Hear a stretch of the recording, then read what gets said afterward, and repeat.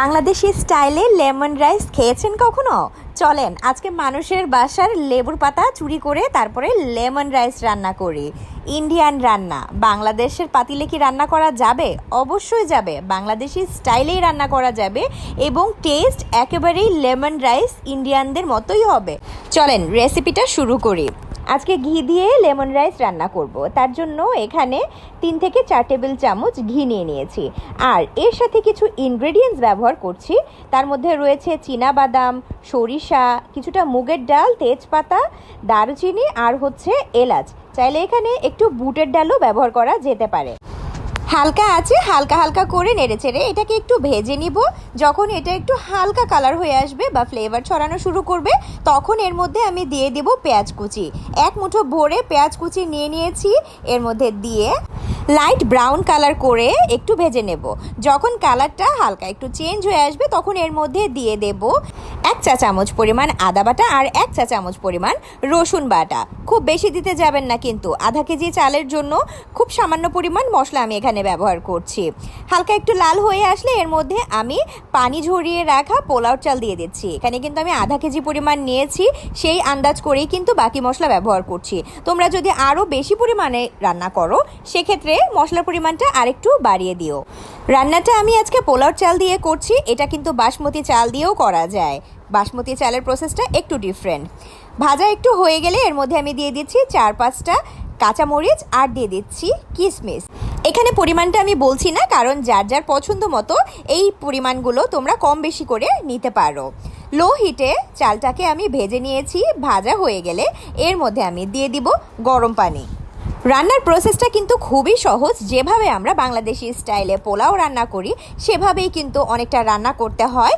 পানির পরিমাণটা যতটুকু তোমরা পোলাও চাল ব্যবহার করবে ঠিক তার ডবল পরিমাণ গরম পানি ব্যবহার করবে, তাহলেই কিন্তু আর পানির পরিমাণ নিয়ে কোনো ঝামেলা হবে না। স্বাদের জন্য দিয়ে দিয়েছি 3 চা চামচ পরিমাণ লবণ। রান্নাটাকে হাই হিট করে দিয়ে চুলায় রেখে আমি চলে যাচ্ছি ছাদে। আসল রান্নায় সামান্য পরিমাণের কারি পাতা ব্যবহার হয়, কিন্তু আমার কাছে কারি পাতা গাছ নেই বলে আমি অন্যের বাসা থেকে একটুখানি লেবু পাতা চুরি করে নিয়ে আসছি। এটা যদিও আমার বাসার কোনো গাছ না, পাশের বাসা থেকে আমি এটা নিয়ে এসেছি। পাতাগুলো মরে যাওয়ার কারণে এগুলোকে আমি কিছুটা ভিজিয়ে রেখেছিলাম। তো ছাদ থেকে ফিরে এসে আমি এর মধ্যে দিয়ে দিচ্ছি 1 চিমটি পরিমাণ হলুদ। হলুদের গুঁড়াটা কিন্তু খুব বেশি পরিমাণে ব্যবহার করা যাবে না, সামান্য পরিমাণে একটা লাইট কালার আসবে ততটুকু পরিমাণে কিন্তু হলুদ গুঁড়া দিতে হবে।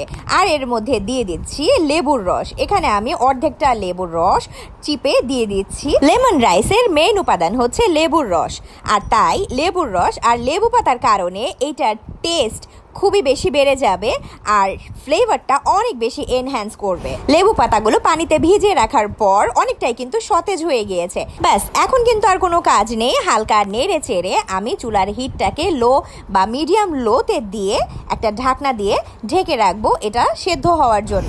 এখানে আমি চুলার হিটটাকে মিডিয়ামে রেখে নিচে একটা তাওয়া দিয়ে তারপরে কিন্তু পুরো লেমন রাইসটাকে ভাপে সেদ্ধ করে নিয়েছি। তো দেখো এখন এটাকে ওপেন করতে যাচ্ছি। পুরোটা পানি কিন্তু শুকিয়ে গেছে আর লেবুর পাতাগুলো কিন্তু ওপর দিকে ভেসে উঠেছে। এখন দেখিয়ে দিচ্ছি লেমন রাইসটা কতখানি ঝরঝরা হয়েছে। তো এরকম একটা লেমন রাইস যদি এত সহজে বাসায় বানায় খাওয়া যায় তাহলে একঘেয়েমি পোলাও কেন প্রতিদিন রান্না করবে? তো দেখো কালারটা কিন্তু কি সুন্দর হয়েছে। এখন কিন্তু সম্পূর্ণ রান্না হয়ে গেছে আর রাইসটা কিন্তু সম্পূর্ণ ঝরঝরা হয়ে গেছে। লাস্টের দিকে কিন্তু খুব লো হিট দিয়ে আমি এটাকে ভাপে বসিয়ে রেখেছিলাম। আর এটা টেস্ট এবং ফ্লেভার অতুলনীয়। বাসায় জাস্ট একবার ট্রাই করে দেখবে, তাহলে মাঝে মাঝেই কিন্তু এটা করে খেতে মন চাবে। আশা করি আজকের রেসিপিটা তোমাদের অনেক ভালো লেগেছে। এইরকম মজার মজার সহজ রেসিপি যদি আরও দেখতে চাও তাহলে আমার চ্যানেলটাকে সাবস্ক্রাইব করে আমার পাশে থাকো আর অবশ্যই আমাকে সাপোর্ট করো। ভালো থেকো সবাই, আল্লাহ হাফেজ।